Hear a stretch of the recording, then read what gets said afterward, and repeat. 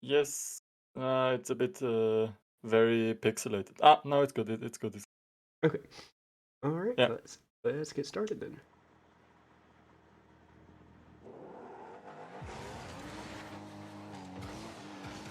Okay, so first let's take a look at this kickoff 50.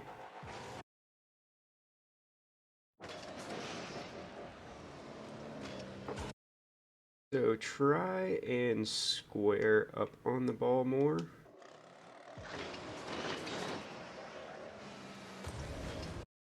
So when you land, you kind of want to let go of air roll for a quick second as you're jumping, so that way you can realign with this and hit this more square on and a little bit higher. Uh, this just kind of kills because both of you uh, don't really get a good 50 on this. Uh, so unless you are trying to lose this back right, uh, and then even if you are trying to lose this back right, what you want to do is hit this. You want to go ahead and turn this way into it and then side flip. So that way it forces it side, which would be really good with how your team's positioned. Turn which way? So if you're trying to lose, uh, the easiest way to get the best contact on the ball is you see how your car is right here, kind of after you hit the ball. That's kind of the angle you want to have your car at uh, when you're making contact, and then you just side flip towards the To ball, the right. obviously. And Yeah. that's if you're trying to lose it to one side. Yeah, I think I tried that because I try that pretty often. Yeah. So it's just you hit it with the corner of your car. You can see right here, and you just glance off the ball, uh, and then you're flipping a little bit too late. So the advantage of positioning like that is you don't get deflected off the ball, and then as soon as you're making contact, you can 50 that and force that over to this side. Just because all the momentum's here. Only thing is if he's swinging in, he swings in wide to try and counter that. But 9 times out of 10 in ranked, and even at pro level, if you can get just a little bit to the left of it but still be centered, and then put most of your body in front of it, and then side flip into it, it'll keep push the ball to the side you want. Let's go back up full speed. So good job staying up there. And just good all around passing from your team. That was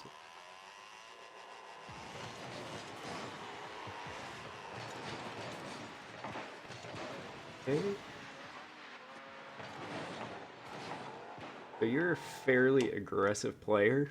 Uh, I would still be sitting further back here, just because of the potential of this flying out.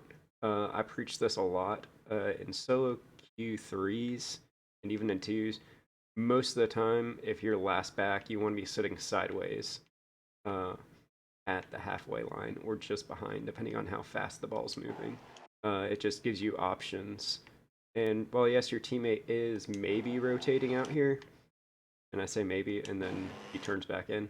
That's the reason why. And this is more specific to solo queue and ranked than it is necessarily like tournament team type stuff. Because team type stuff, you can trust your teammate to be rotating out, but in ranked, not so much. And so that kind of puts you to where you have to ring back out, and then now you're using boost to try and gain momentum on this. Versus if you were just kind of coasting along this line, you could come at this with a much better angle. They're very slow to the ball, so you've got time on this, and all this does is kind of pass it to their guy sitting in net while all three of you are right here. And then also if you're sitting back here, you would be able to read this more and gather more information as to what you should do. And if you're sitting further back, you would know that this isn't the type of touch you want to take. So does that make sense why you'd want to be sitting back further here and not Hmm. necessarily trust your teammates to rotate out quite yet? Yeah. So and demo, and then okay, good flick by them. So all that, just kind of reiterate. When right here, you don't want to be trying to cover the same space they are. If you sit back here and just watch this play develop, you can see teammates right here, your teammates right here. You know that this ball is either going to be probably going to get forced this way, so you can go ahead and just position for this to get forced to you by one of your two teammates as one of them rotates out.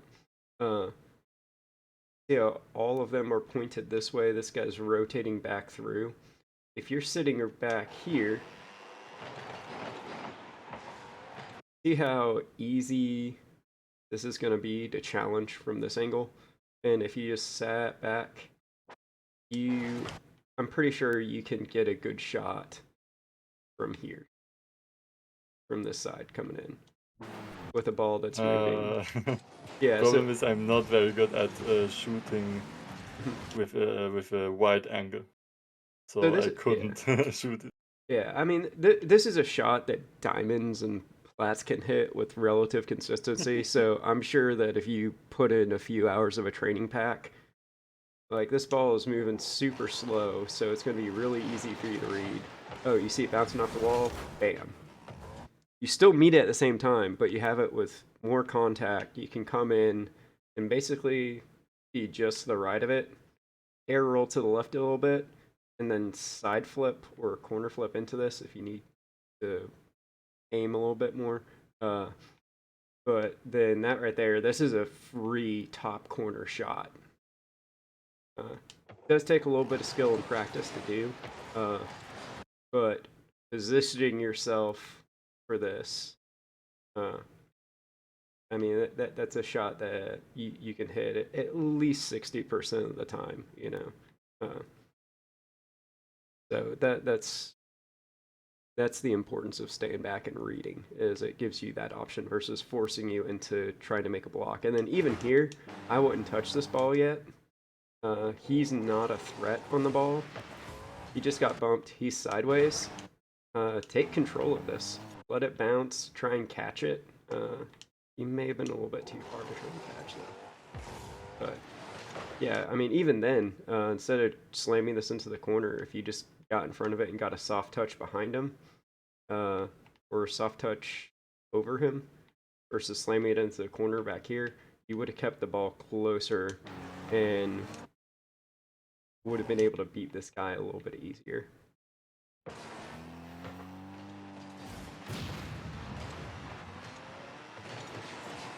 So, teammate gets demoed, kind of hard to do anything after that.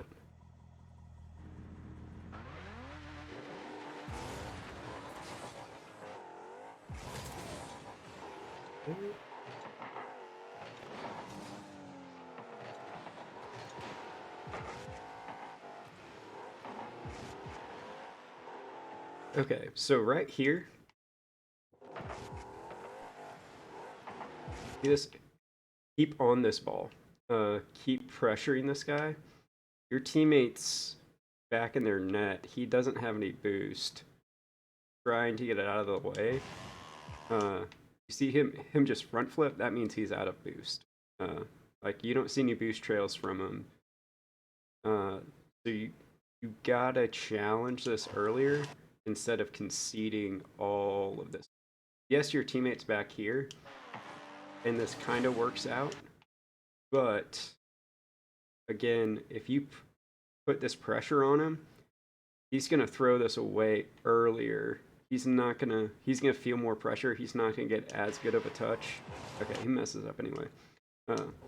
But you never want to give a team this much space. And this guy's just not able to do anything coming in from behind like this.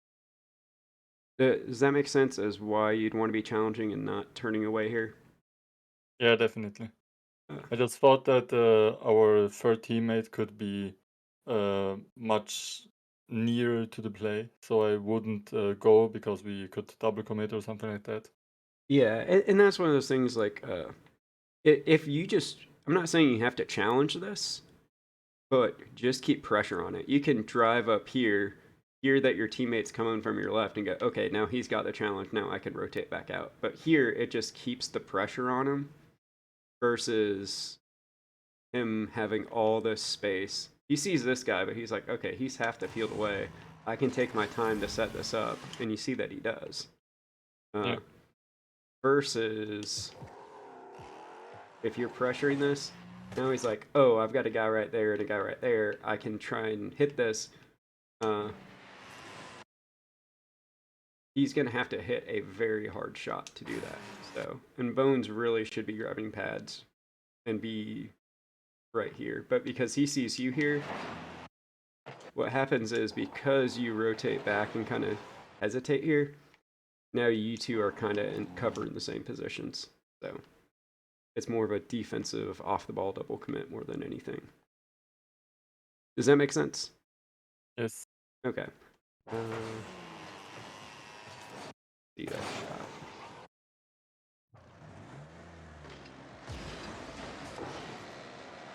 Okay, so that was a good beat. That may back this up.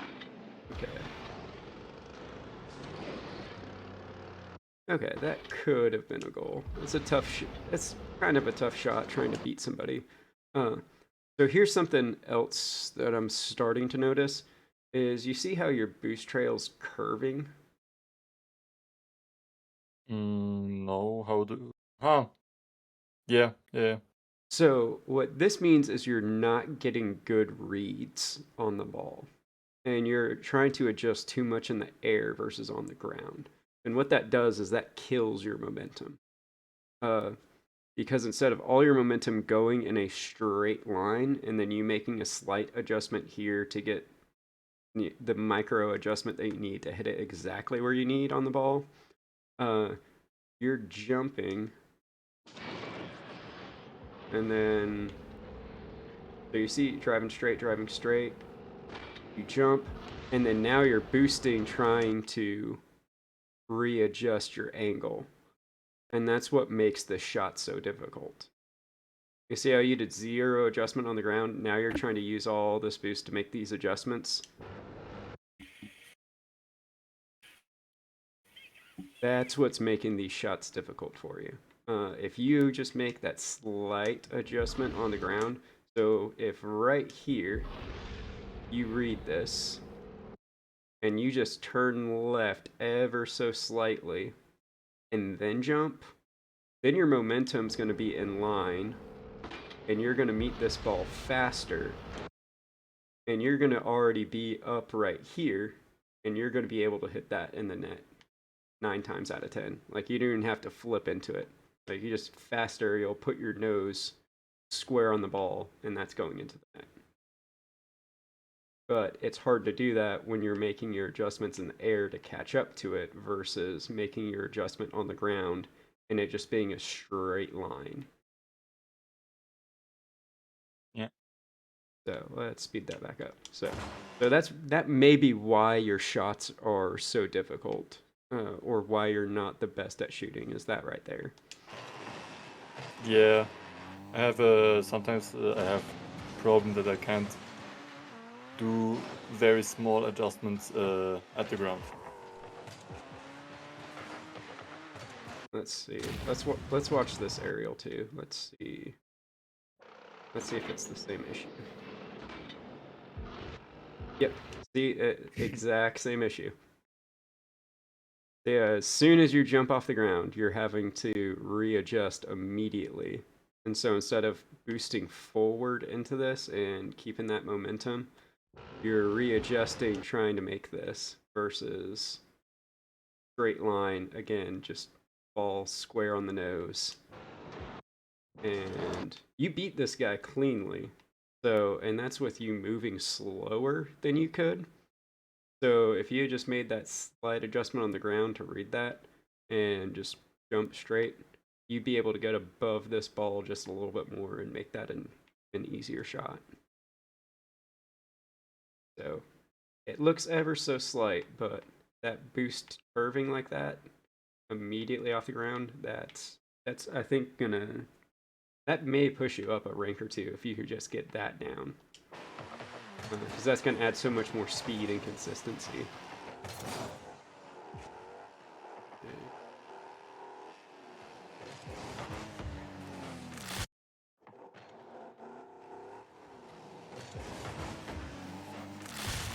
So right here, you've got to trust your teammate on the backboard to make this save.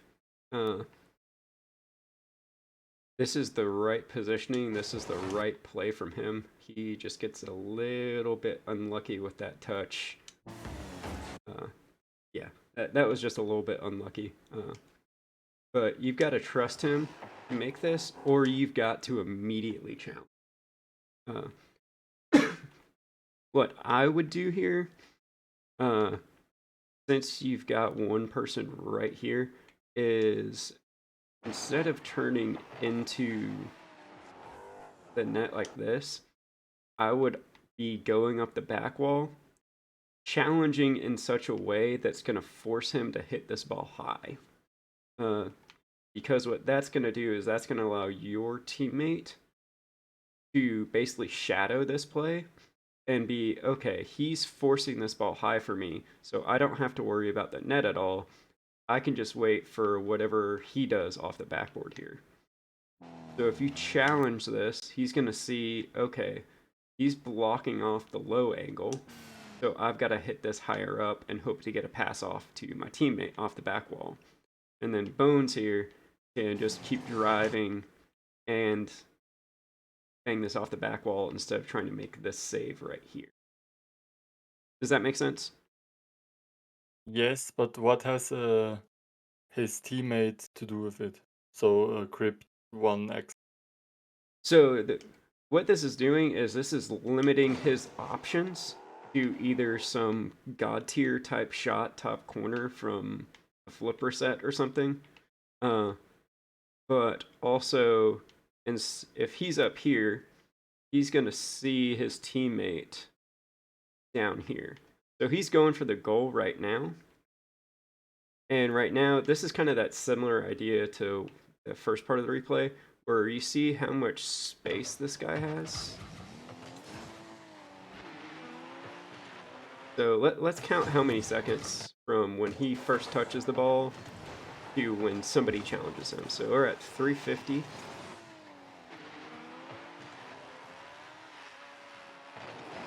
Yeah, so nobody touches the ball for solid 10 seconds. Yeah, so he touches at 358. And it's another almost it's 9 seconds before somebody else touches that ball or gets in his way in any way, shape, or form. If you give any Grand Champ 9 seconds, they're going to be able to do something threatening. So that's why he's setting up to shadow. He's not in a good position to challenge this, but you are. And so that's why I would use this wall to gain momentum or gain air just a little bit, and then I jump, challenge this in such a way that it forces him to either hit it super high or super low. The super low, if you're challenging early enough, it's not going to be able to bounce into the net. Because let's pretend to be a sec. So you're rotating in, so you boost, you have supersonic, and right here, start to use that, you'd be able to. So you grab the boost, start boosting, grab this boost pad, jump off the wall. Now you're meeting him right here. Now he has to get around you and your teammates set up to deal with whatever option he chooses. Because he's going to be able to sit here and go, okay, is he hitting the ball high or is he hitting the ball low? And by you being right here, it's going to cut off that low option for him. So he knows he just has to play this high. And then as this guy tries to play it high, he's able to make this clear much easier because it gets him off the ball sooner. Does that make sense? Yes. So, and then at that point, it's on your teammate to get either to clear or to catch it, carry it, etc. He does kind of get lucky with that double tap off the ground, but he shouldn't have had those 9 seconds alone on the ball. Okay, good kickoff. So right here, continue rotating through the play. So make your pass, stay on this wall, rotate through. What this is going to do is this is going to interfere with Cryptic. So if you're on this wall too, okay, he shouldn't have jumped off the back wall there. But if you do this, then you're going to be able to cover this option versus both you and Bones being here. Okay, so they just double and triple commit on defense, so it works out for you. But that's them making bad decisions. That's not necessarily your team making the best decisions. If you're out here, you can grab pads. You have the distance to read the play, and one of them really should have gotten a touch on this here. He should not have this open of a net. So that's just kind of working out for you. Everybody has plat moments, even grand champs.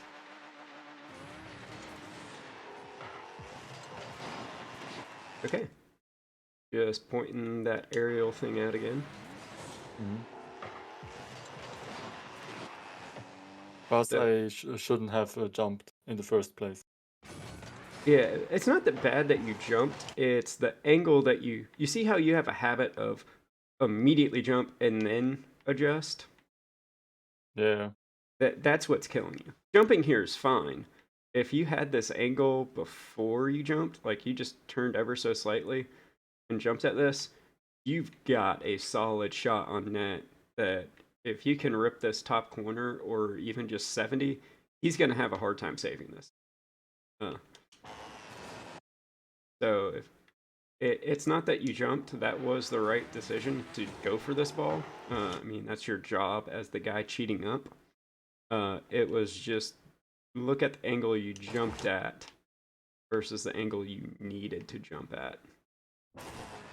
So this ball's moving kind of slow. And then also you've got no pressure here. This guy's out of boost because he just went for kickoff. He's going for boost.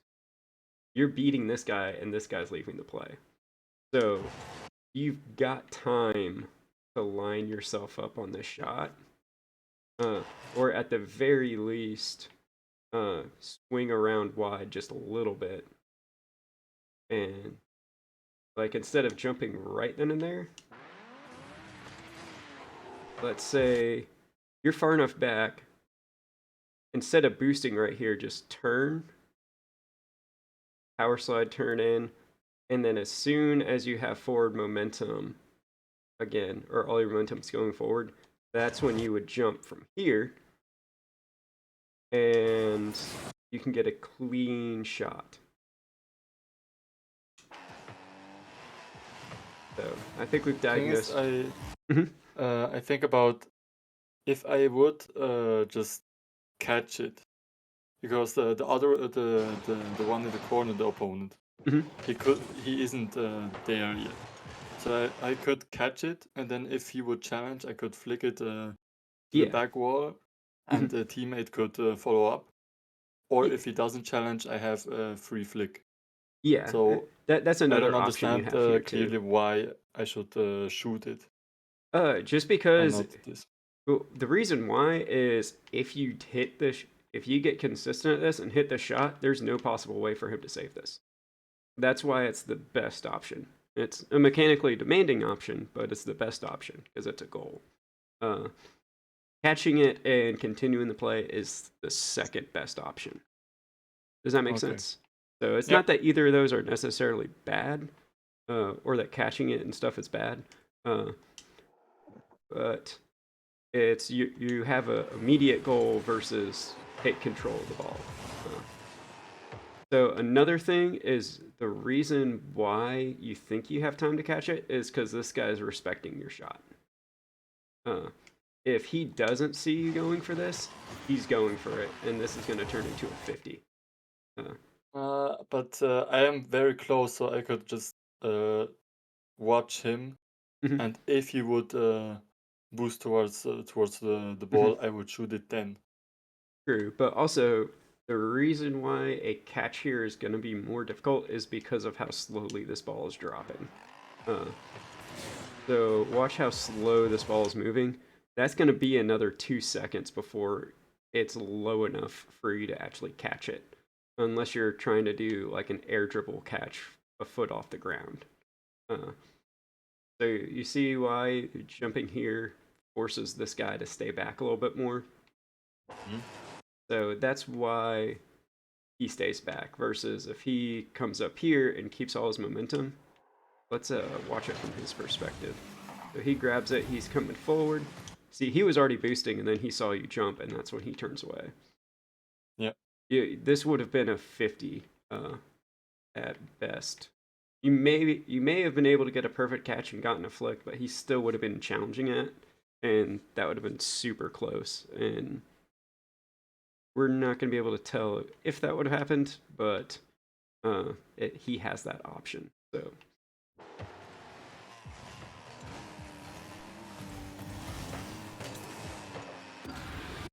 let's see.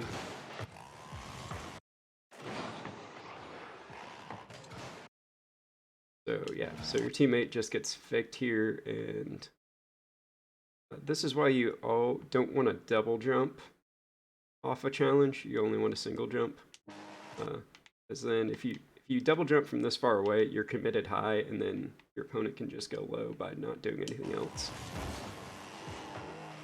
And let's see where's Super. Okay, yeah. And Simper is just beating up field.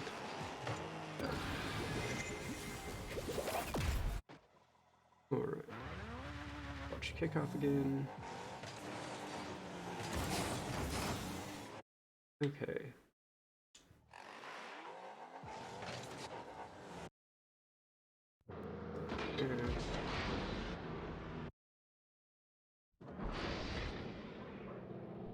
So right here, you're a little bit too sideways.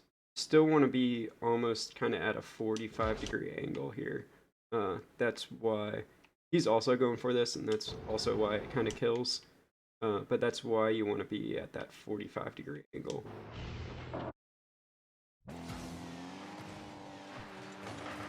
Save.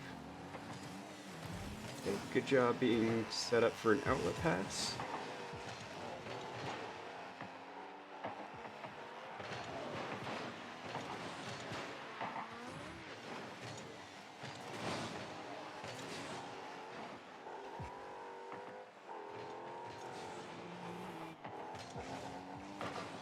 So again, I'm just going to point this out every time it happens.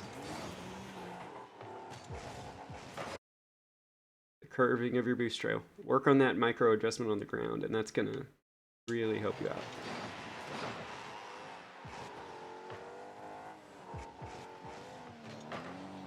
Okay, good 50.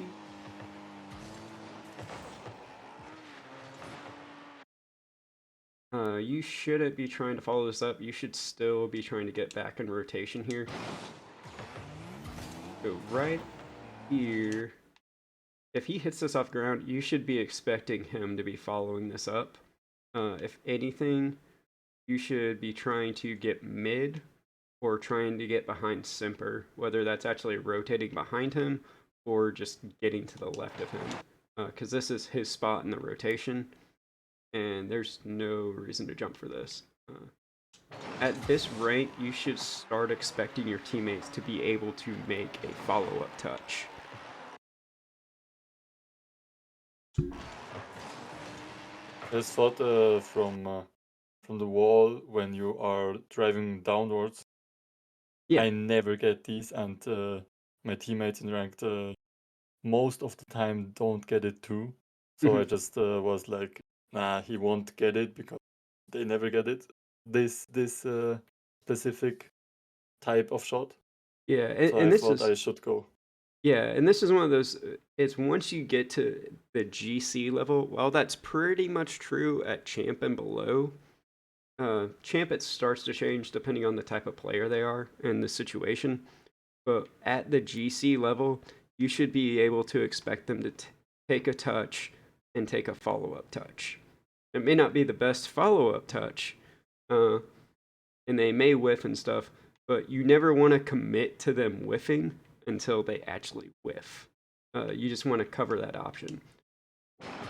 But even then, you should be looking at where your team's at. This is a bad way to cut back into rotation. Uh, so grab the boost and then immediately rotate center. Uh, Either bump this guy.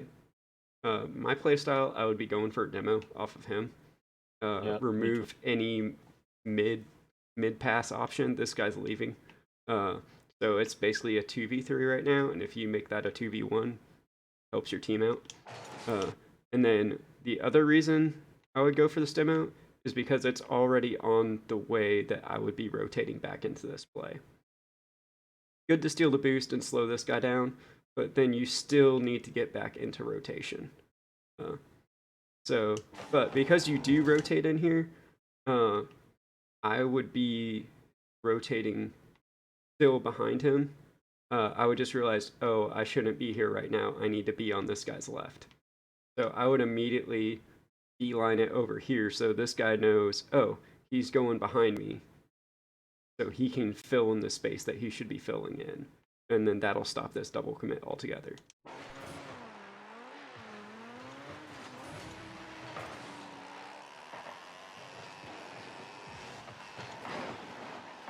Okay, so you see how I mentioned earlier, sticking back here is good positioning. Lets you read the play.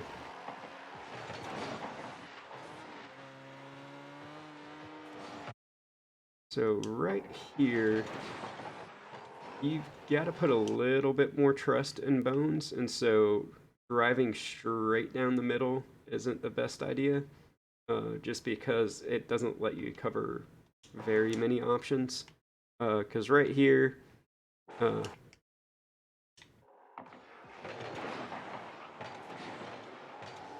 if he was a little bit better, he'd be able to get a shot on net with that. And then you're driving straight, and then your best option is just like a soft block. Versus if you just come in a little bit wider, grab that pad, you're going to be able to cut this off, and you'll be able to get a better angle on it as opposed to just straight up. Grab which pad? You would basically line yourself up off of this pad. So let's see how much boost you have right now.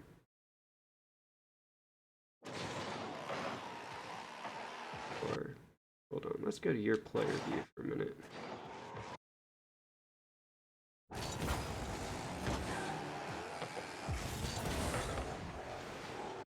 Okay. So that Should makes have taken the left. This yeah. this Yeah, so you see how you boost in like this versus... Okay, so right here, you shouldn't be boosting yet. What you should be doing is grabbing these pads. And I would grab this pad, and then once you grab this pad, speed flip towards this pad and use that momentum to grab all these pads. Does that make sense? Because right now, the reason you're going in is just bad boost pathing. And that's one question. Mm-hmm. If I would take this path, Mm-hmm. I'm not sure if I would be back at the good time. You know, if Mm-hmm. the dot guy would beat the Mm-hmm. bonies, it would be just a goal, wouldn't be? I mean, if he beats him hard, yes. The difference is instead of having all your momentum going straight at the net and you having 15 boosts by the time you're ready to do anything, you'd be able to jump a little bit and at least get kind of that same idea. You'd still be pretty close. You'd probably be right about here, but you'd be going faster and you'd be able to cut this off. So yes, you're a little bit further away, but not by much. But the difference being is you would have 12, 24, 36. You'd have 48, maybe even 60 boost versus the 20 that you have right now. But now also, if he does get this shot, you don't have any way to stop your momentum. So let's say he gets this shot here, and it's like a slow touch. You're not going to be able to do anything about that slow touch shot or that change up shot. If he hits it top right, top left, like banging it, you may be able to, but the problem is all your momentum is straight this way. You've got no way to get a good save on this. You can maybe stop the ball and drop the ball right back into your net, maybe get lucky and hit it upwards. But you just don't have any control over how you save it because of this pathing.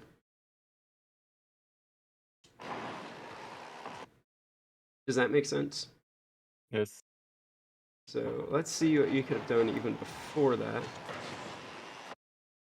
So yeah, so right here, I would go ahead and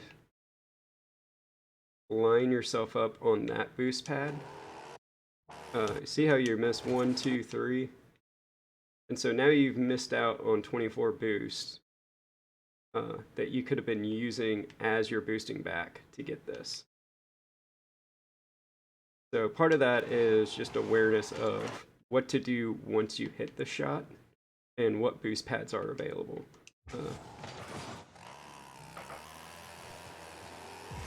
Right here, he gets a save. Also, what is your teammate? Okay. So your teammate's going for boost steals. So look at this little wiggle you do right here. So another thing is you can have a better recovery. So ever so slightly, but still better. And that'll help you a lot here. You see that little spark as you land?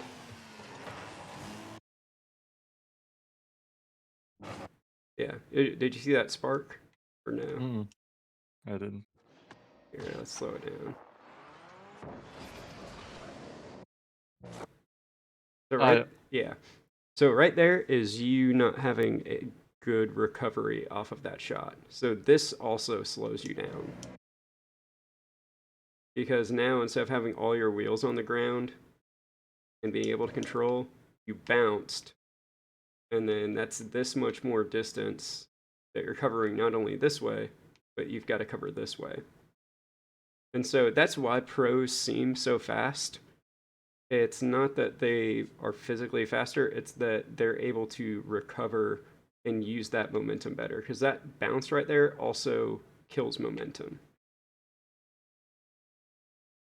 So just learning to land on all four wheels in the direction that you want to go and doing that consistently will help a lot.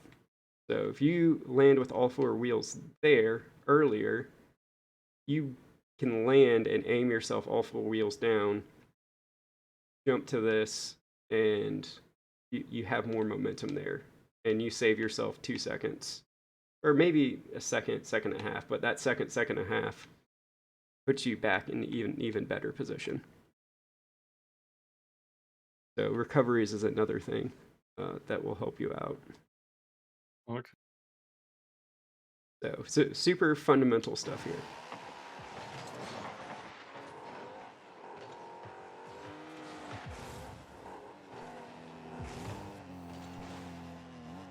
Okay, so and let's watch this aerial.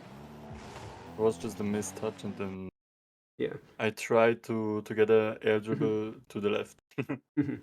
Yeah. So again, but it's kind of still that same thing. You jump up and you're not making that initial read. Now here you have a pretty straight boost path, but it's not quite on target. So I think that's why working on that ground is gonna really help you up, because you could have had that touch if you had that micro adjustment right there.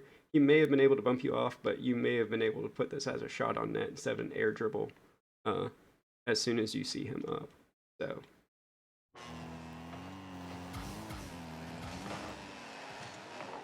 Okay.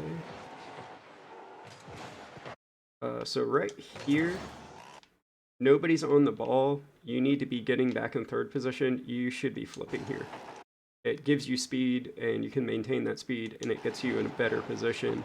It gets you here earlier, so by the time this ball bounces, you can already be challenging this here. Could you go back one more time? Yeah. So you land, grab boost, immediately speed flip. So you should be able to speed flip and be going supersonic with using 20, 30 boost. You'd grab that pad, so it'd be more like 10 to 20 boost. And then you'd have that momentum swinging out wide. You'd already be here. You'd be reading that ball, and then you'd be swinging in with all that momentum. And again, if you line yourself up on the ground, jump, aerial straight, you're hitting this ball. I think I would be turned to the right at this scenario, because I wouldn't expect my teammate to get the bump of that guy that is going for the ball. Well, here's the thing: is no matter what happens right now, so right here, you should be turning, speed flipping, getting out of this play. You should either be trying to rotate in, or let's see, what angle do you come in at that? So because you're right here and you're going for this boost steal, do you want to be rotating in underneath your teammate? But if you were a little bit more to the right, you'd be wanting to swing in, trying to demo. But since you're swinging back in here, as soon as you grab this boost, there is zero that you can do to influence this play from here. You want to be getting back the third man as fast as possible. Because let's say let's say this situation's a little bit different, and it's this guy getting a good touch and hitting it here. This guy's waiting for him to pass it to him. Sorry, I have to go. I have to go for 4 minutes. Would that be all right, or? Yeah, I guess we can open it up to some other people if you can get back quick. Okay, sorry, and thank you. Oh no, there's other people in this call, but I can start answering some questions while you're gone. So, Okay. does anybody have questions over anything that we've covered so far? Kirk, I see you in here, so you have any thoughts you want to pitch into? Not at the moment, but I'll think of something. Well, I have a question. Yeah, go ahead. It's not it's mechanical. Mm-hmm. It is because I see a lot of in the videos, pros when they do double tap, they release the drive forward button. Mm-hmm. Yeah, that's just driving forward in the air. It doesn't do anything. So driving, all it does is spin your wheels, and that just doesn't do anything in the air. So the other thing that does, at least biomechanically, is that releases tension in your hand. And so if you've ever tried to grip something really tight, like if you just grip the bottom, if you just grip your middle finger, which is what most pros are using for throttle, and you do just that, you're going to feel tension in your entire wrist. It may not be much, but what that does is that makes it harder to control your index finger and your thumb because there's already strain there. So on a biomechanical level, it releases tension and it makes it to where it's looser and you can control your other fingers. Thank you. Thank you for this. Yeah. So, yeah, thank you. Who else has some questions?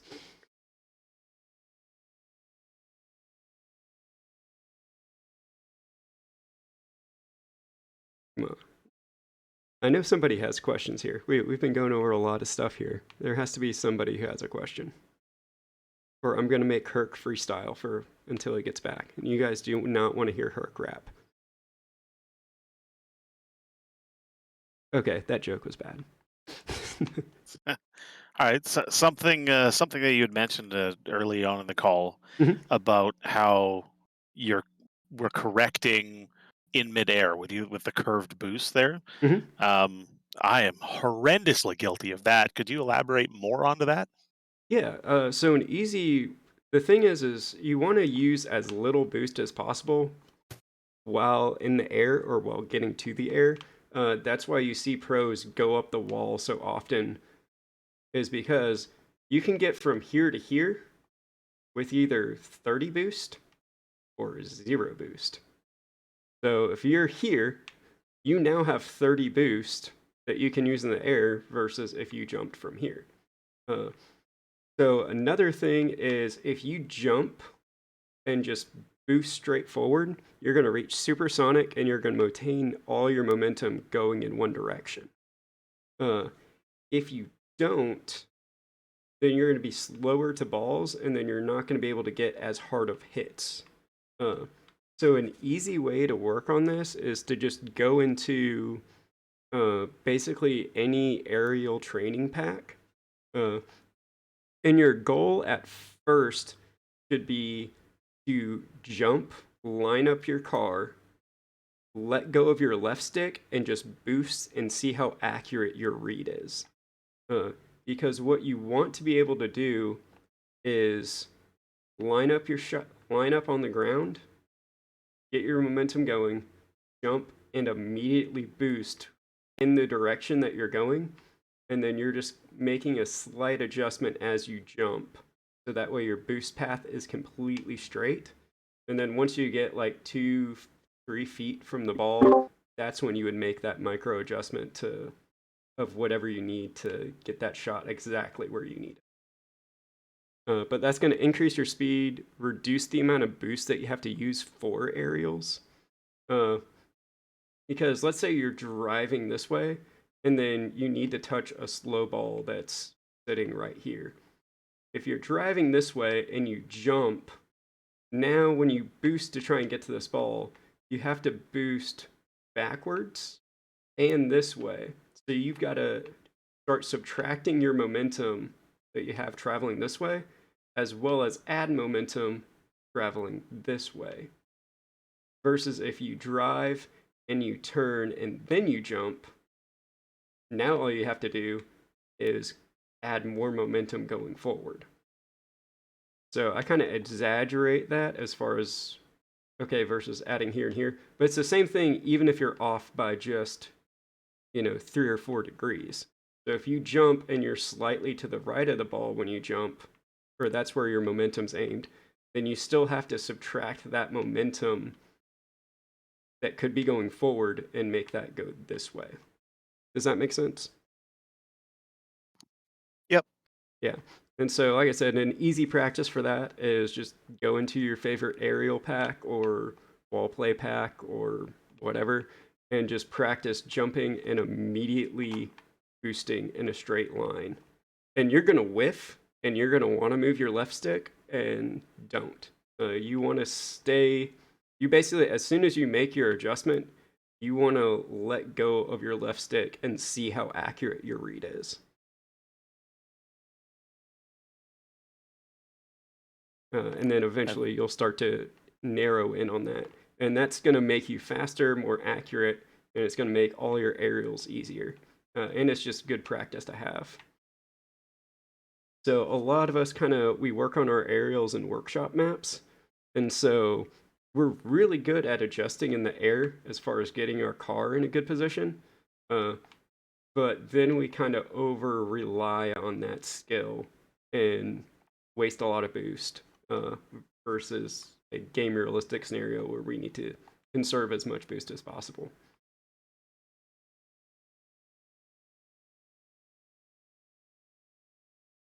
Who else has questions? I think Rafa's almost back. I'm back. Okay. So did you hear that part about practicing the fast aerials and all that such? Nope, I got back at exactly this time. Okay, yeah, I'm apparently psychic. But no, I was just saying, go into your favorite training pack, line up on the ground, jump, angle your car up, and then basically just do a fast aerial, but let go of your left stick and just hold boost to see how accurate your initial reads are, and just get accurate with those initial reads to where you're hitting the center of the ball. And then once you're good at that, then start angling yourself to make that adjustment to make a shot or whatever once you're like 5 or 3 or 4 feet from the ball. So basically boost straight line as much as possible, and then once you get close to the ball, then start to use air roll a little bit to make that adjustment to hit the ball in. So, and that'll make you faster and use less boost. So yeah, quick summary of that. Okay, so back to this. So right here, no matter what happens here, you should be looking to get back as fast as possible. So, because right here, if any of these guys have better reading skills, so as soon as this gets shot at a pro level, this guy knows, okay, it's going to bounce off the ball here, and it's going to be here. So I'm going to go ahead and set myself up for that shot and be jumping, and he would already be in the air, and he would be right here and hitting this ball right there. Because with how slow of a ball this is, as soon as this gets hit, he knows where this is going to be. He knows when it's going to get there. He's going to be able to do that fast straight aerial, and he's going to jump now because he knows where that ball is bouncing off of and where it's going to be. So he can jump fast aerial, and then right here, he knows that he needs to be slightly to the left of this ball, and he'll angle his car with air roll and such, and then he'll just bang this into your net. So that is why you need to speed flip as soon as you grab that boost and be getting back as fast as possible, because that is worst case scenario for you, best case scenario for them. But also, in what actually happens, if you're already right here coming back, so it bounces. If you are already right here by the time that ball is bouncing off that wall, see how if you speed flipped, you'd already be right about here? You'd be able to read what's going on. He gets that bounce. Yes, you'd be a little bit further away, but you'd have full momentum coming into this. And you'd be able to get a harder touch. You would probably be able to beat him to this. Because, again, you should be able to read, if you're watching ball cam, you should be able to read from here, oh, my teammate is bumping this guy, he's not getting this ball. Immediately turn on it. And then as this ball is bouncing, you're here, turned on this ball, reading this bounce, jumping up and arrowing for this, and then you're hitting it right there. And you're hitting it top corner. Because if you line yourself up right, make that read, you can hit a straightforward shot at almost any rank. So that's why you want to prioritize getting back so fast. Again, this goes back to recoveries.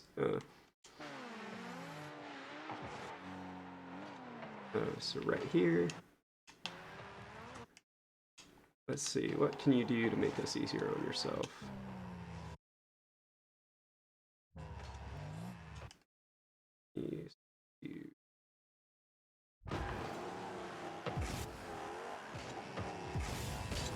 I think I misread the touch, Yeah. the bounce.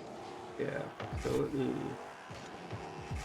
So right here, yeah, I mean, this is one of the toughest reads to make. Or, it's not even necessarily a tough read, it's just a very tough spot because this is like the area that is a single jump with momentum, kind of forces you past the ball.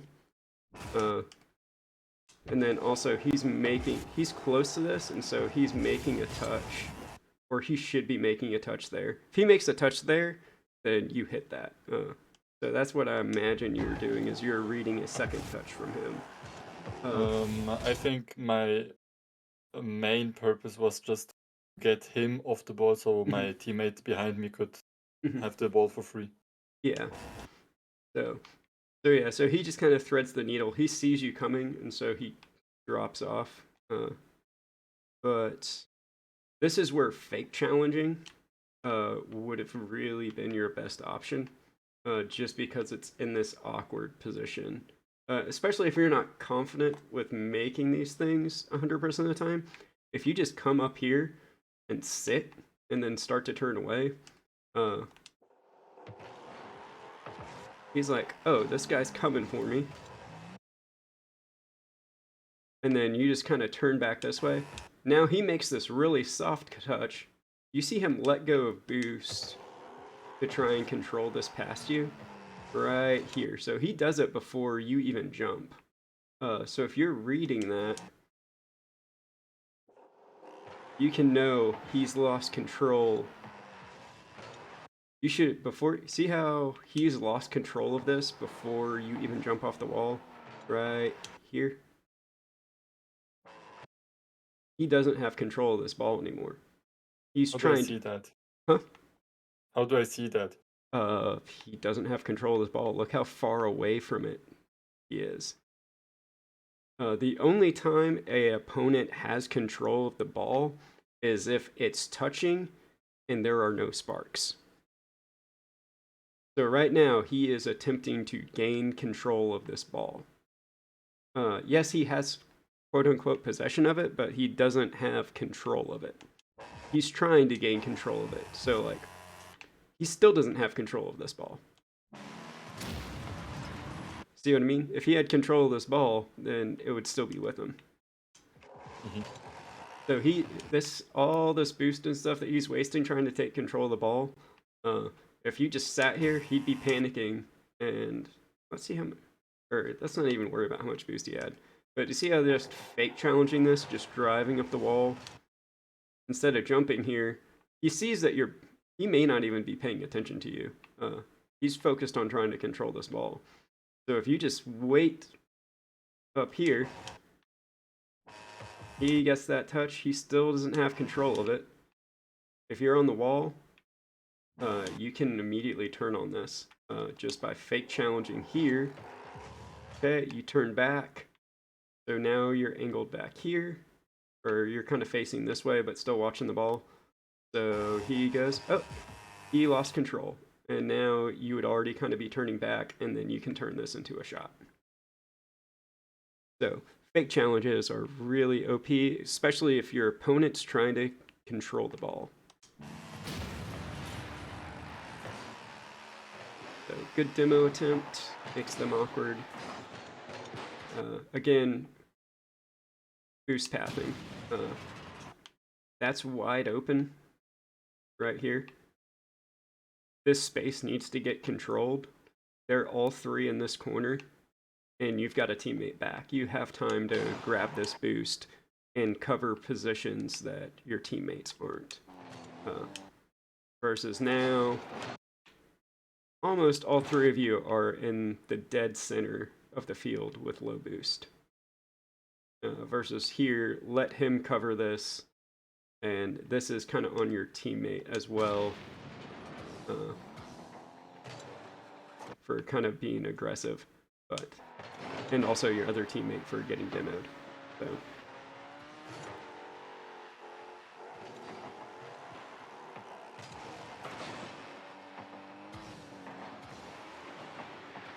again, I'm going to start pointing out your recoveries now that I've noticed it. Right here, yeah. So wave dash into the corner, slows you down. So right here, if you're ever coming off this wall, make sure you hold jump all the way to create the distance. Instead of just driving off here, go ahead and jump, and that'll get you to right about here. And if you've got that momentum still, and you've got at least a little bit of boost, if you jumped right here and wave dashed, there's a chance that you could demo him, or at the very least, push him out of the play, and then it could have been an open net for your teammates, depending on what happens. So again, your positioning's pretty aggressive here. Again, as soon as you grab that boost, you need to be creating space, especially since all of this space is wide open, and your opponents should have possession of this.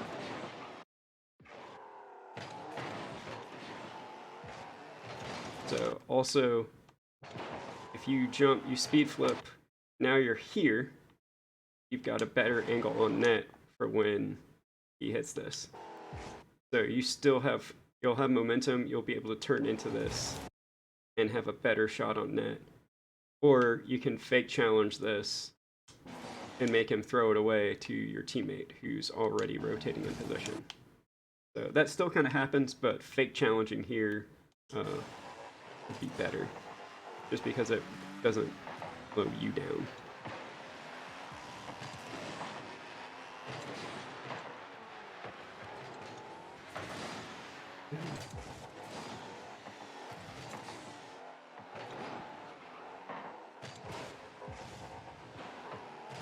Okay, so right here, sitting down right here is almost never the correct option. At least at this rank. Right here, you should be driving up the wall. You should be looking intimidating right here, posturing, making him go, I dare you to hit this ball high. So he does. If you're already up here, this is such an easy ball to just dunk him on. And look how free this shot is. Or if you're up here, he's going to notice that you're up here and he goes, no, I'm just going to let this ball drop. And then also, instead of trying to make this, let's see, so you make this jump, bail out of it, and now your teammate sees you bail out of it, and so now both of you are double committed because he goes, oh, my teammate bailed out, so I'm going to jump too. See what I mean? Mm-hmm. And the other advantage is this right here, posturing. Posturing high took 0 boost versus the options that you took. So, unlucky crossbar.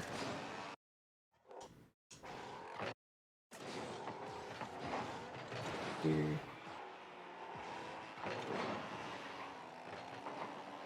So we get saved by them. Okay, so like right here, that's what you should be doing more often. You see how you know there's nothing you can do on this play and you just immediately come back to grab boost? You should be coming back whether you need boost or not. But the difference in this situation is I would go ahead and cut in midfield and be positioning to follow up him versus coming all the way back here. And you can make that decision. So flipping back as soon as you grab this boost, I think is what's wrong, because your teammate still has possession here. So right now, there's about to be a hit on this ball. So you should. I think that's a bug that there's a boost. So, maybe. Yeah, but Because I wouldn't understand why I would flip back if I got the boost.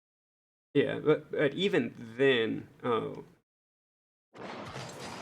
well, this is the main thing I want to point out, is right here, a play is about to be made. Contact on the ball is about to happen. You now committed yourself for 1.5 seconds and going whatever direction it is, or whatever direction yours going, despite of what the play is doing. So right here, I would not flip because there's about to be a play on this ball. You don't know what's going to happen to this ball yet, so you should not commit basically 2 seconds to anything yet. Wait for this ball to be hit, And then once you see that this ball is hit, then you can flip. But because you flip as this play is happening, so see how you flip before this ball gets hit?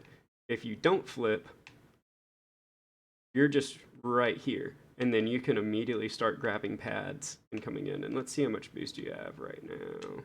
And you have 100 boost. So you see how you're going away from the play? And now you've got all the space to recover versus if you had just waited literally half a second to see what that ball does before you committed where you're going to be. How much more effective you'll be on this play. So, back to them.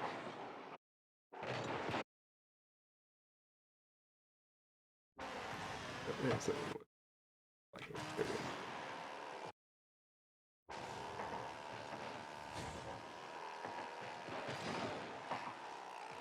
Alright, so job staying wide here. Okay, position for an outlet pass gets blocked.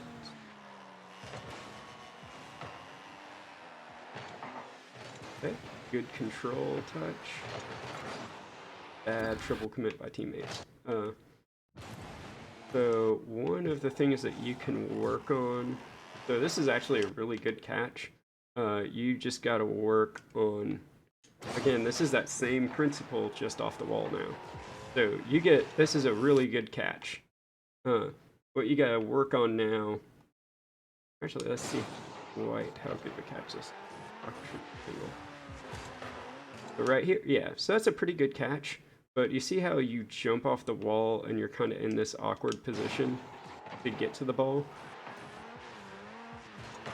So literally, if you had taken another half a second to reorient your car straight up and down, when you jump off the wall here, instead of having to do all these contortions, you can just lean your car back, boost forward, and flip. And then you'll be upside down, but you'll get to this ball much faster, and you can just slam this ball on net from right here. Because all you've got to do, right here, jump. Instead of doing that immediate air roll, if you're just straight up and down, jump, lean backwards, front flip, you're going to hit this ball up because you're upside down, and you're going to be able to boost and hit it with power. Bonus points if you flip cancel. Because that'll just keep your car straighter and make this ball go straight in their net. So this right here is a scoring opportunity. But because you jump off and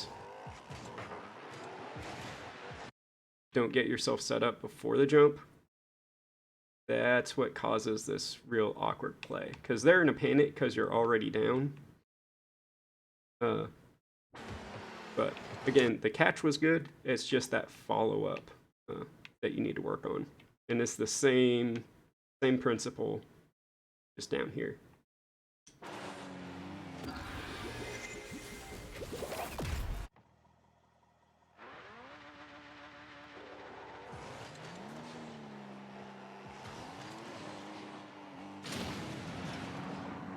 Demo.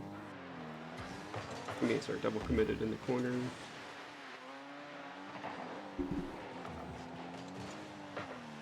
Again, gonna point it out every time it happens.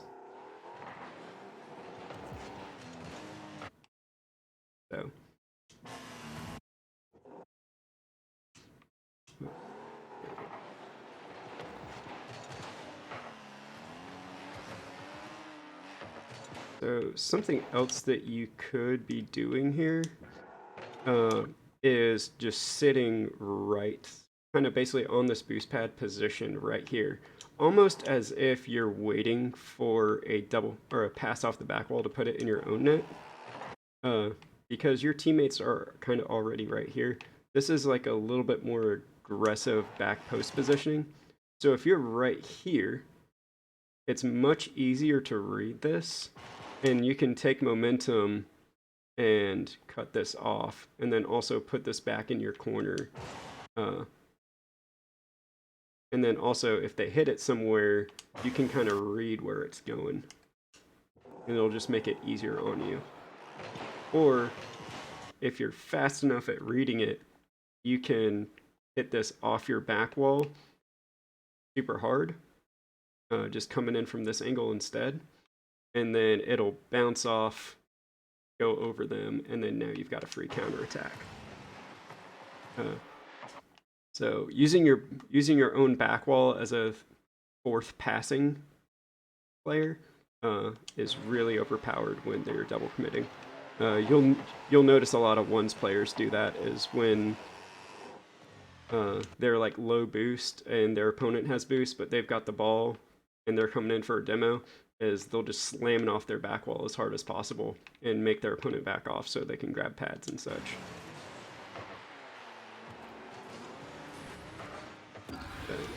But all that kind of happens.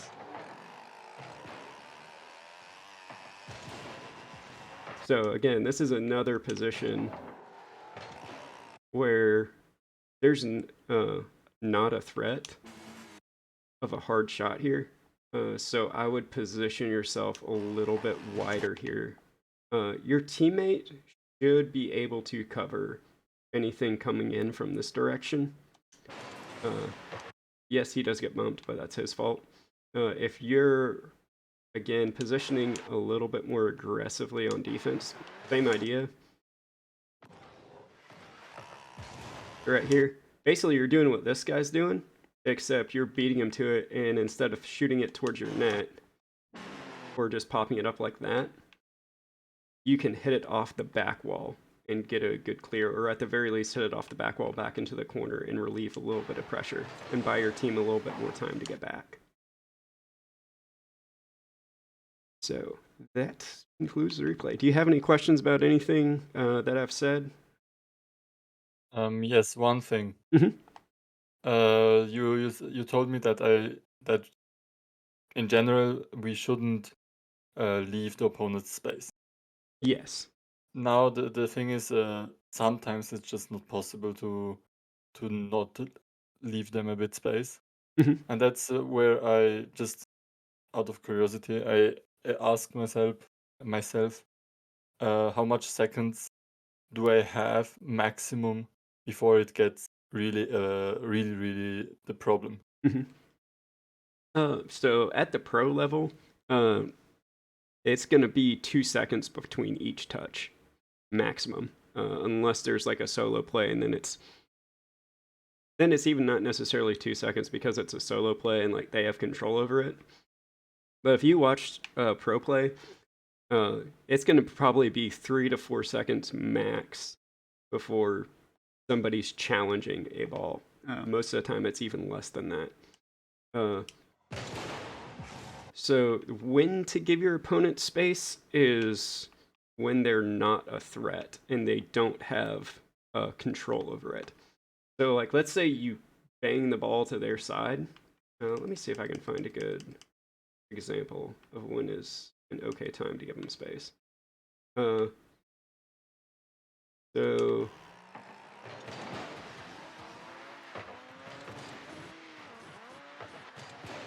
like,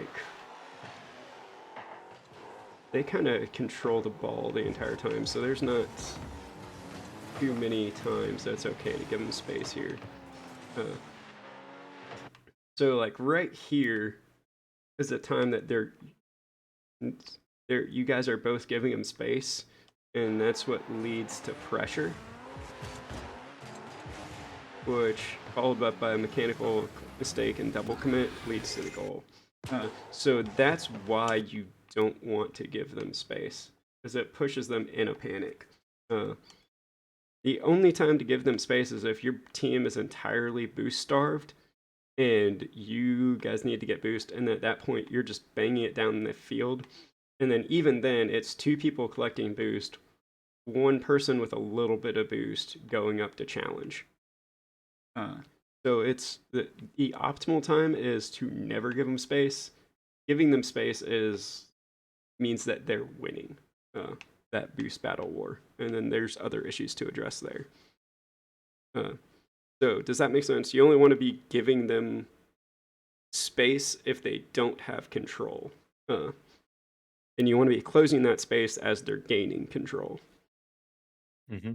So, does that make sense as far as like a good principle? Is it's okay to give them space if they don't have control or that they aren't a threat, but it's not okay to give them space if they have control or are in the process of gaining control.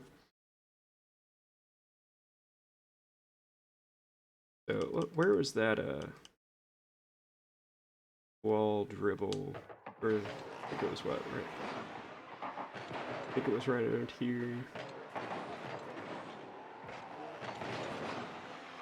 I think it was Yeah, sooner. yeah, it was what, closer to 2 minutes.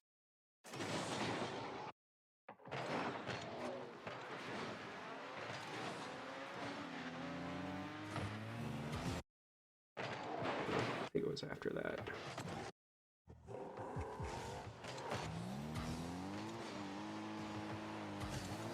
Wish I had timestamped that, because that's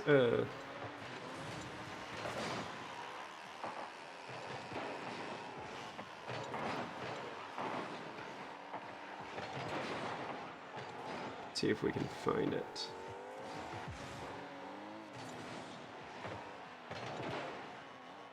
Remember, yeah, it was after this. Yeah.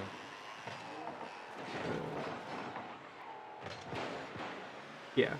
So, like, right here, right now, you don't necessarily need to be challenging, but he's in the process of gaining control, so that's why you need to be closing this space.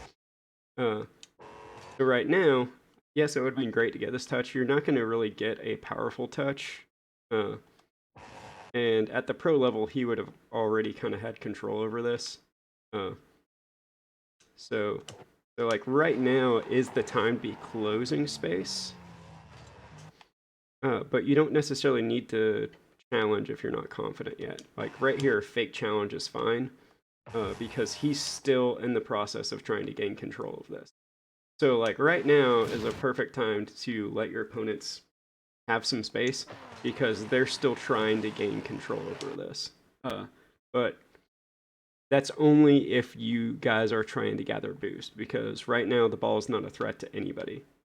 If you have the boost, you want to be aggressive and make it to where they're having to challenge you and waste their boost. So does that make sense as far as the principles of it, of when to allow your opponent to have space and when not to? Yes.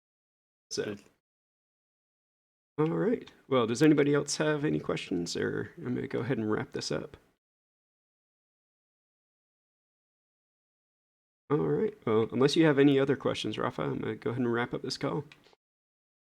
Yeah. I nearly forgot it. Could we? You already did a bit of it with this ground adjustment, but could we watch also at my mechanics, like the shooting? If I shoot correctly, I mean, like I remarked. I just saw today that I'm not shooting correctly. That I am angling the car, but I'm not hitting the ball with the corner of the car. Yeah. And that's why I saw that I just don't do the mechanics right, that I think that I do it right. Yeah, so that's really the thing is your shooting problems is a symptom of the ground or how you're arrowing. So you're shooting the reason why you're getting these bad touches on the ball and not getting powerful touches isn't necessarily because your shooting's bad. It's because your aerials up to the ball is bad. Let me go into free play, and I'm not warm at all. So this may be terrible. Yeah. Okay. So like right here, let me see if I can get a good like aerial pass. Okay. So you see how right there, I may have to be up on the wall for this. Okay. And again, I'm not warm. Okay. So, like, right here. You see how I was straight in line with that? I didn't get a good... So you see how my momentum is carrying me away from that pass? What you want to be doing is before you jump, be in line with it. So again, I haven't played at all today. So you see, that was kind of close, but let me see if I can get it. I wish there was like a high pass option. Yeah, let me kind of bang this off the wall.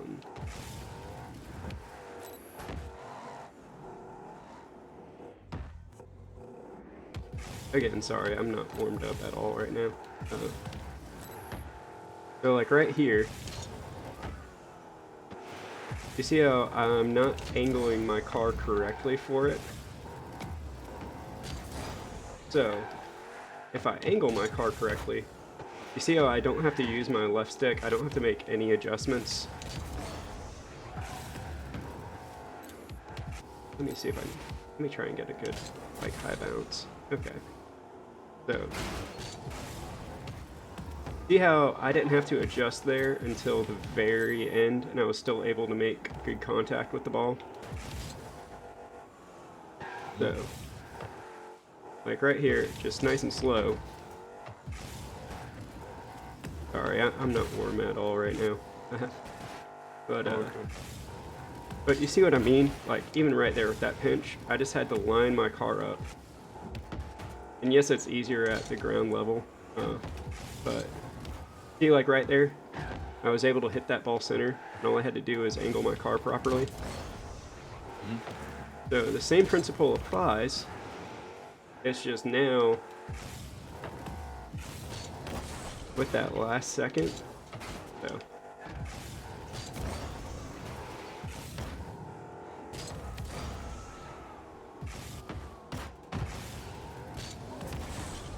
I make those small adjustments. So. Here.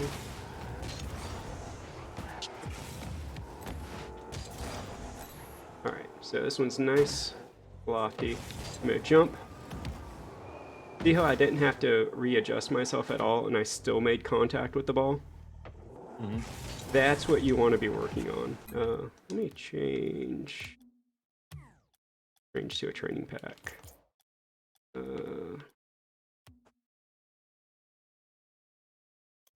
So, like right here. So I need to jump.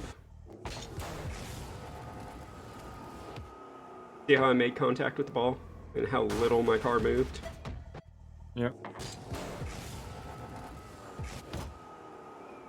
That's what you need to be doing. And then once you can do that somewhat consistently, see, like right there I missed. Right there I got close. But once you can do this consistently, and this is kind of a hard shot, you can start to air roll that last second to set yourself up. So this isn't a shooting training pack, but so like right here, this ball is going to bounce off the ceiling. So what I want to do is I want to jump.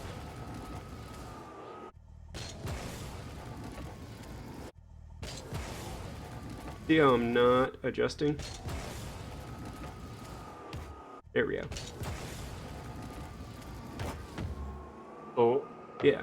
So you see, just have to get better at reading the. yeah, and that's what path. this practice is designed for. It's not really to get the exact touch on the ball you want yet, like right here. So I want to jump off the wall, just make contact.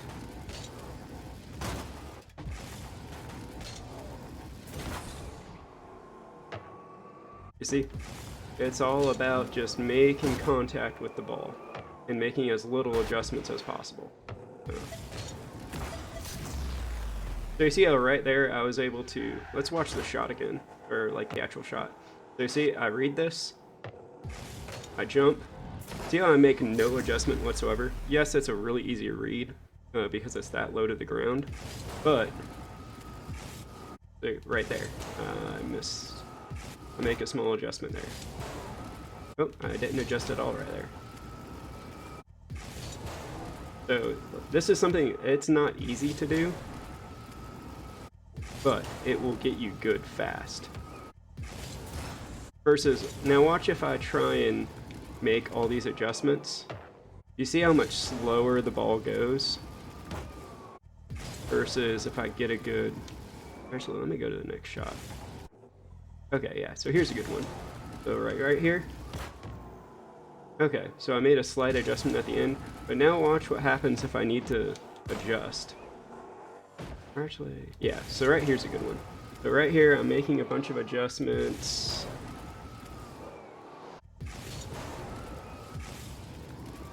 So you see how I get like a nice soft touch there versus... See how I make all these adjustments? Now getting these soft touches, like being able to do that is important, but if you're just trying to bang this ball as hard as possible... Actually, this is a better one.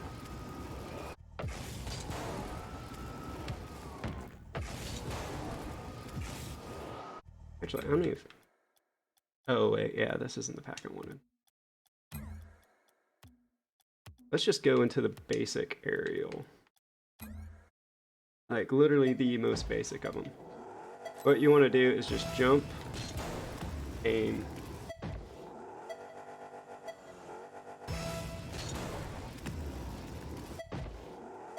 It's a little bit harder even with, like, still balls, but you're just not used to reading them. But you just want to be able to do that. Let me change to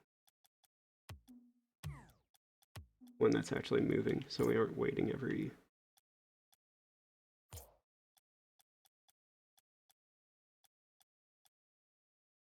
This is also a good one. It's focused more on defense, but it's still the same principle applies. So you see how I make all those adjustments and I get a nice soft touch there? Versus...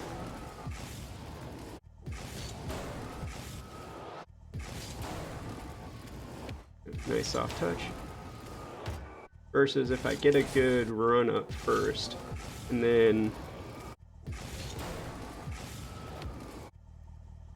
Let me find a good... Yeah, so like right here. Good double tap. Nice shot. Yeah. But you see how I get a nice soft touch there versus...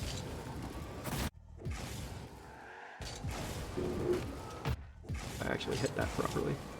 I'm not warm at all. Let me... I'm trying to find a good, easy one. I kind of got rid of most of my easy packs.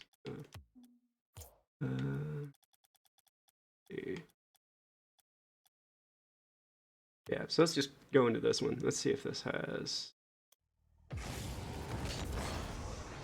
Okay, so like right here, I can at least turn these into double taps, which the same principle applies. So you see how if I jump,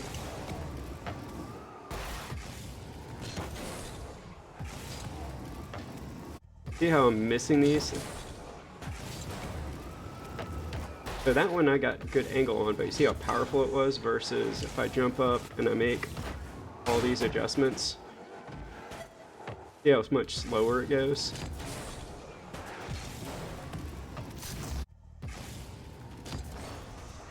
Okay, so I go, I jump. Right there, I got decent power on it.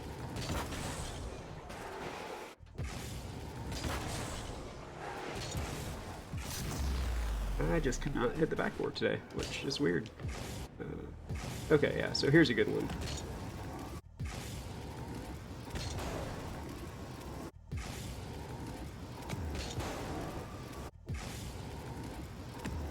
You can tell I'm not warm. But this is actually... So you see how we got supersonic with that versus if we jump up and try and make all these like little adjustments versus that, just like on power. You know, we get a lot more run up on this, but Do you see the power difference between having to make... Okay, yeah, so here's a nice one. So let's see... So like 56. So that was with making adjustments. Now if I just wait... Yeah, a little faster for this.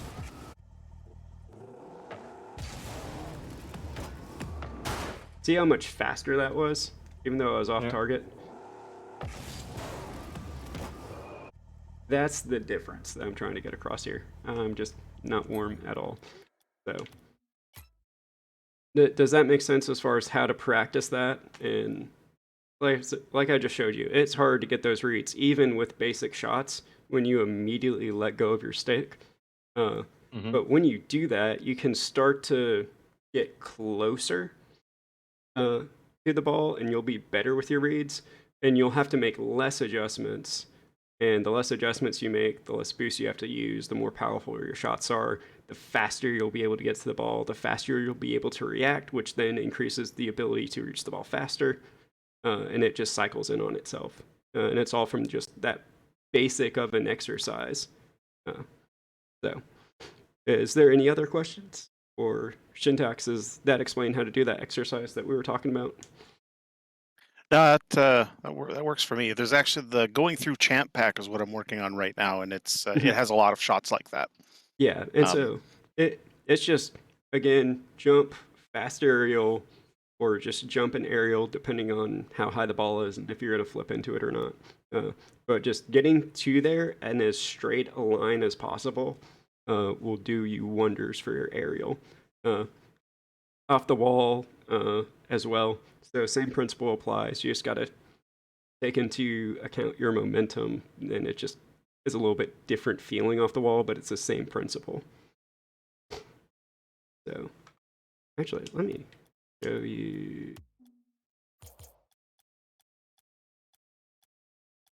Yeah, so like this, there's one shot that's...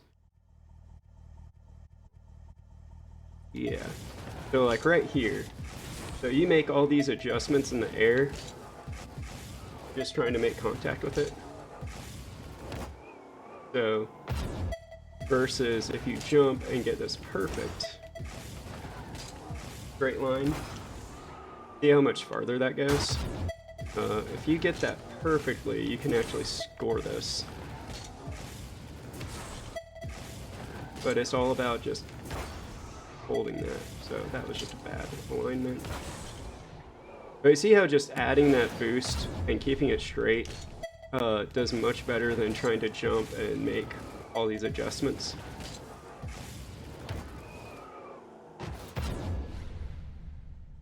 So it works even off the wall. So again, right here, make adjustments versus being able to set yourself up.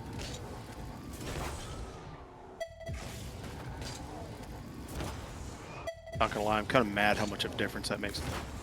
What? Oh, just being straight? Yeah. Yeah, just like not adjusting, like midair. Like you see how much slower I am trying to react to this? It's like I was off angle there, so versus I got that one straight on. So same principle.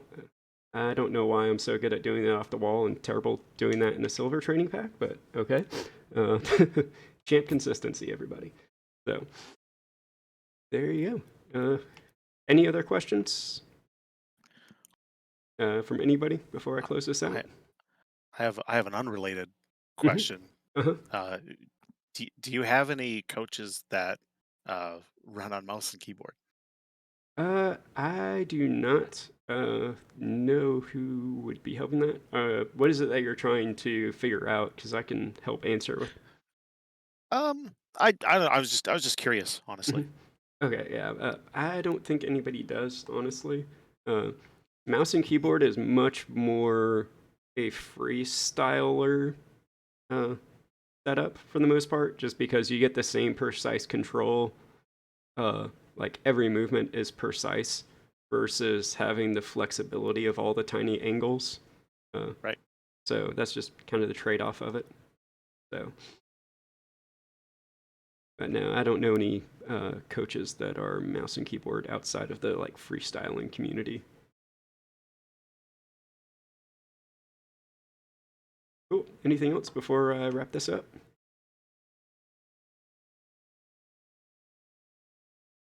All right. What?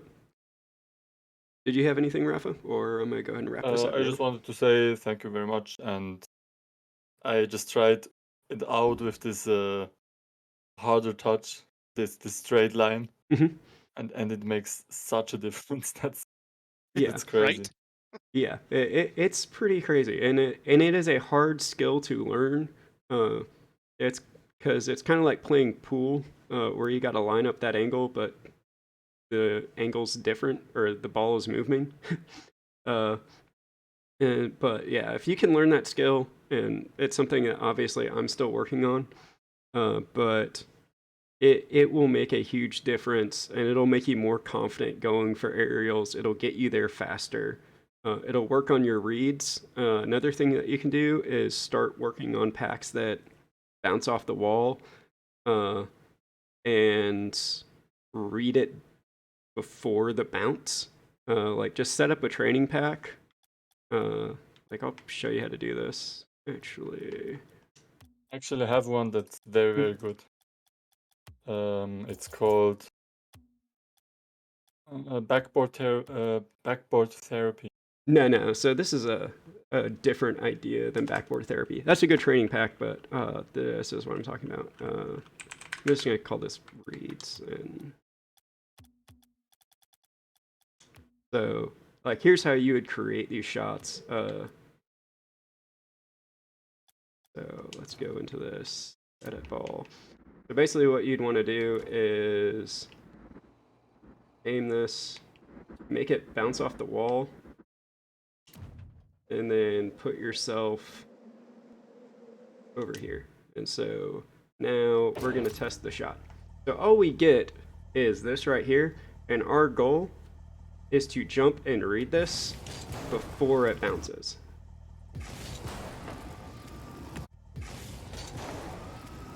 So that may actually be a little bit too fast of a shot to actually physically reach. So let's edit the shot. And I'm gonna put it at a different spot on the wall. Oh, it's not. Okay.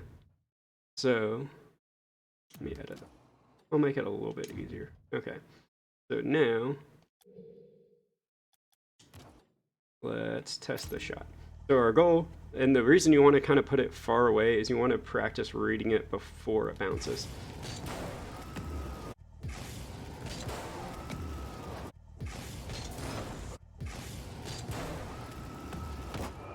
Just like that. So you see how I was able to read that? And I jumped before it bounced. That's what you want to work on. And you just create a training pack like this. It's real easy to do. And then after that, what you want to do is make that small adjustment at the very end.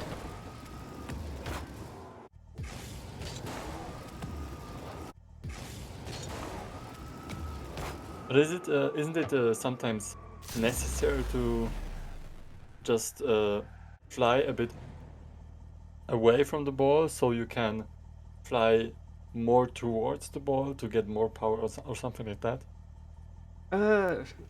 In unique circumstances, like right here, ideally I would be reading this to where I hit this just to the left, or like I hit this with the corner, so I am going to have to make a small adjustment there, but I want to be able to read this in that straight line first, so that way I can get that power on the shot. So I got their straight line, so there was still power, even though I got this horrendous side touch. So what I'd want to work on, since that was a straight line, is keep that straight line consistency, but then right about there, I want to start adjusting, get that on target. So, and then also, like, if I'm trying to get this to like back pass, like that. I still want to get that straight line, but I want to aim to the left of the ball a little bit. Or if I'm trying to pass it, I want to be a little bit late to the ball. You see a straight line for the most part? Yes. And then, so I need to be a little bit higher there, so that way I can aim that shot on target. I see you're getting warmed up now. Yep, I'm starting to. But you see a straight line almost all the way through, and then right before the ball, I make that adjustment. Now I need to make that adjustment a little bit better, so I'm hitting it dead on with my nose, and that goes straight in the net instead of bounces. But yeah, and so that's how you just create a training pack like that, and then you just another thing I would do is instead of having the same shot over and over again, because then you just kind of subconsciously go, oh, I just need to aim at that tree, and then I'll hit that ball. Because like that's what I did right here. So if you'll see, I aim just to the left of the tree, and now I'm hitting that ball every time. And I say that and I miss. So that's one of the dangers of using training packs, especially if you just repeat shots.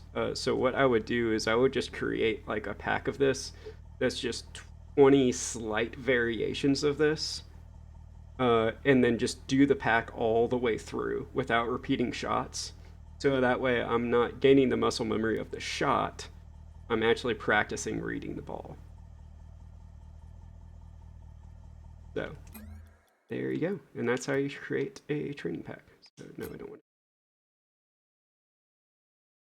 Actually, I have something very useful on Bacchus mode. Oh yeah, where I can just the shot randomizer. No, something that works for free play when I am in free play, and then I get a scenario where I think, yes, I want to train that. I can click some buttons, and then that makes like a training pack for me with exactly this shot. Oh yeah, I know what you're talking about. This was more so for specifically like working on reads. If you just create a training pack, or I should finally make one. But when you use this training pack, the goal is obviously to make every shot, but you want to play the pack straight through and allow yourself to miss shots. So that way, when You've been analyzing for ages. What? You've been analyzing for ages. Yep, it's been a long call. Yeah, it has. How long's it been? Well, the time's got 10 minutes. It's been an hour, 43 minutes, and 24 seconds. But yeah. Why so precise? Yep. But okay, I'll mute. It's all good. But yeah, so just when you work through these training packs, like a good one to do this on, let's see. Like honestly, like why you shuck shadow defense is a great one to do this on. Is instead of trying to repeatedly get each shot or get each save, you just want to run this straight through to test your consistency.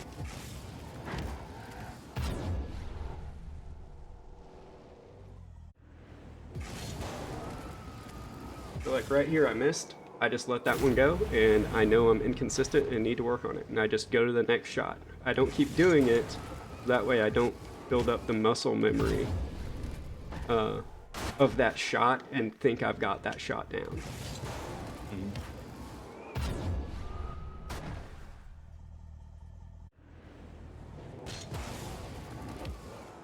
That way you can like filter out the shots that you are able to save, right? Yeah, or that you can. It's more a test of consistently reading versus a test of, oh, I've done this shot enough times that I know exactly where this ball is going. Yeah. And so that's why it's good to use a variety of training packs. So like right there, I know that I need to work that I'm noticing right now is that my consistency with these high aerials is not as good. And so I go, okay, I'm missing all these high aerial shots. So I need to do something that focuses on it, because right now I am 1 of 4 for saves, and the saves even aren't that great of saves. Yeah, wouldn't it be just easier to not drive forward or minimal and then just Yeah, and that's lean something. much more backwards? Yeah, and so that's like one of those things like Yeah, like that. for that shot, like yes, that's true. That's you can kind of go back and look at that. Dude, So like right here, damn, on the save. yeah, sort of. That would have been dunked in by somebody usually. But Yeah. you see how like right now, all I'm doing is just going through these shots and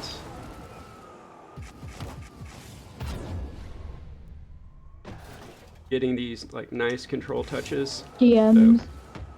Yeah, so like right there, I missed that shot. So I need to work on those quick reflex shots.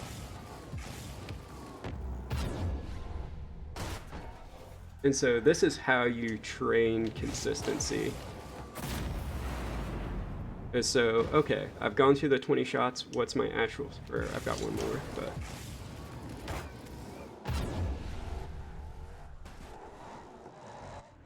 So how consistent am I today? 70%. Damn. And so that's what you need to, that's one of the things like training packs, it's good to repeat a shot to like get the basic fundamentals down, but eventually you want to move on into how consistent am I? And you want to work running through the full pack. You get to the point where you can do it 100% cold. You know, like I'm 15 minutes warmed up and I'm at 70% saves on like one of the most basic saving training packs. That's telling me something about my playstyle. How long are you cold in Tip, your yeah, how long? I say I probably like if I actually do like a warm up, it takes me probably about 20 minutes. So 5 minutes of dribbling, shooting training pack, aerials, saves. So just kind of do 5 minutes to warm up each thing. Yeah. So, and then I'll typically throw in a little bit of training before I jump on too. So, but yeah. So there we go. That's how you train consistency, and you can do this Check for DM. any pack. So, Check DMs. yeah, I saw that. I was just finishing up but yeah, here's camera settings and controller settings.